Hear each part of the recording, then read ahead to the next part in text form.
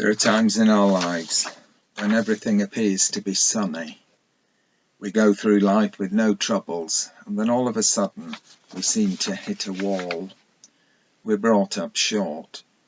Everything that was going so well seems to dissolve almost overnight, and we're left wondering what has gone so wrong.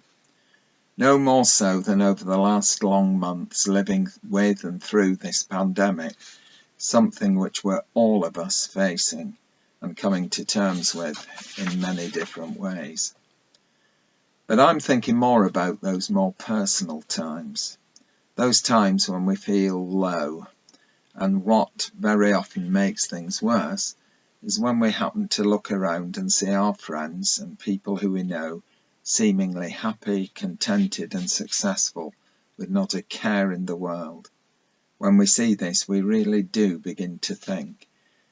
We begin to think that our world is falling apart, and what is worse, we begin to ask, what have we done wrong?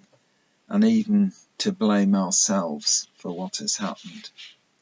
It's at times like these that we find that we really do need a friend.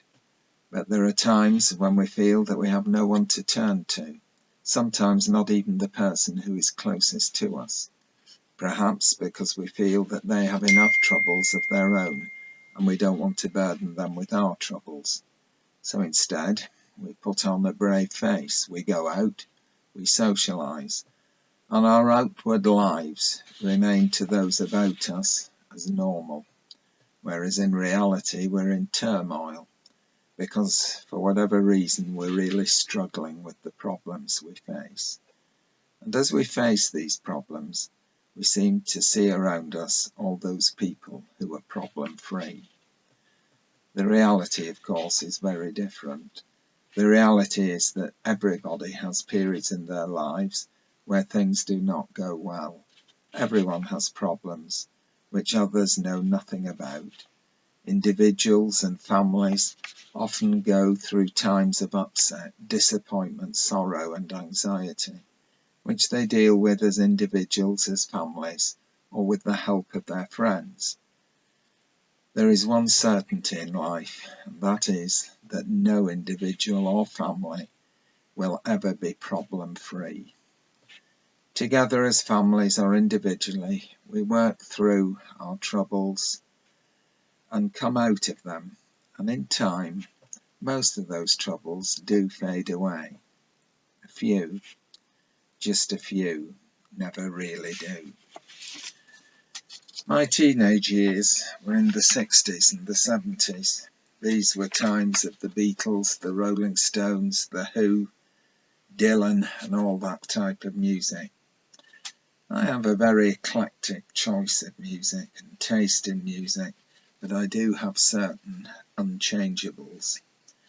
My very favourite male singers are three singers who I loved above all other 60s and 70s singers and groups. They were Frank Sinatra, Mario Lanza and Nat King Cole, and they remain my favourites to this day. Roberta says I must have been a strange teenager.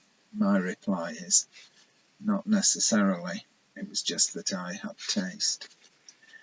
Let me tell you a little about one of those singers, Nat Cole, who is, or was without doubt, one of the greatest singers of popular songs who has ever lived.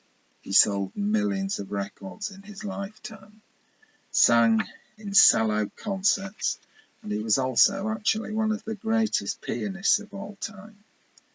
He grew to be wealthy. He had 4 children whom he loved, a talented and beautiful wife, and he had many friends from all walks of life. On the surface, here was a man who had everything. However, the reality was very different. Yes, there were slight problems in his marriage, which were overcome. But there were times in his life when he was beset with huge problems and disappointments. Remember that he was a black man in America, the America of the 20s, 30s, 40s, 50s and 60s, and he faced terrible prejudice. When he and his family moved into a house in Los Angeles, the neighbours asked him around and told him that they didn't really want people in the neighbourhood who would lower the value of their properties. He replied, "Neither do I," and then went home. His pet boxer dog was later poisoned. Cole's very successful television programme had the plug pulled on it after pressure from some southern states. He was bitterly disappointed and hurt, and he told his friends, only his friends, I think they must have been afraid of the dark. He was assaulted on stage and was not allowed to sleep in the same hotel as his agent. Nat Cole faced all this with dignity and grace. One of his great friends ended a recent film about him by saying that Nat Cole believed. By that he meant he believed in God. I would guess that it was his faith that held him through some of those upsetting and unsettling times, of which many people knew nothing, and also through his final illness, which led to his death at the early age of 46. I've talked about faith many times, and also about the difficulties sometimes of being Christian, or admitting to being a Christian.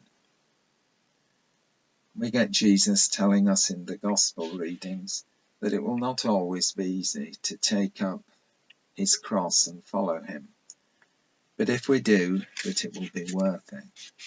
Because if we have faith, faith can help us through times of trouble, worry, stress and despair.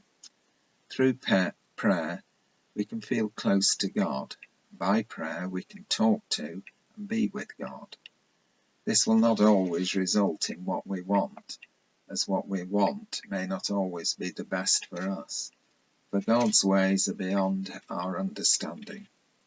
However, God remains close to us in all we do, and he is closest to us in those difficult times.